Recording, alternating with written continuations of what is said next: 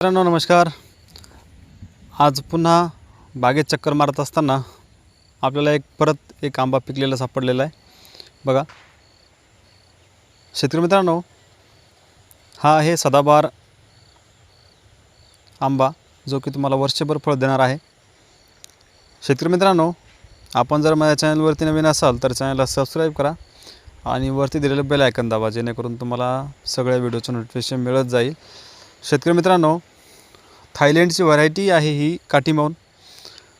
याला आपण सदाबहार मँगो.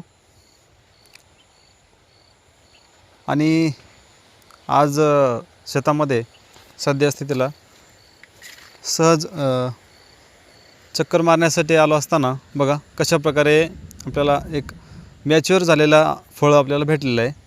अजून कच्च्या कैऱ्या आहेत त्याला अजून. आता हे एक फळ आपण हार्वेस्टिंग केलेलं आहे.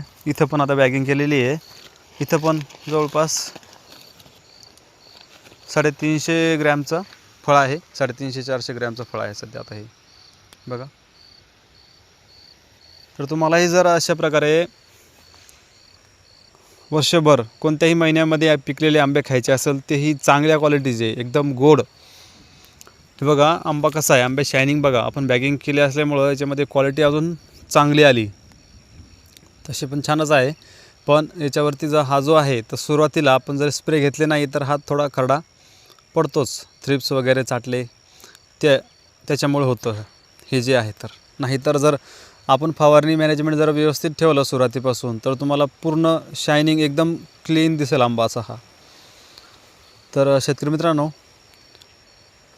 तुम्ही जर आंबा खाण्याचे जास्त शौकीन आहात तर तुम्हाला ही व्हरायटी एकदम बेस्ट आहे. तुम्ही एकदा अवश्य लावून बघा.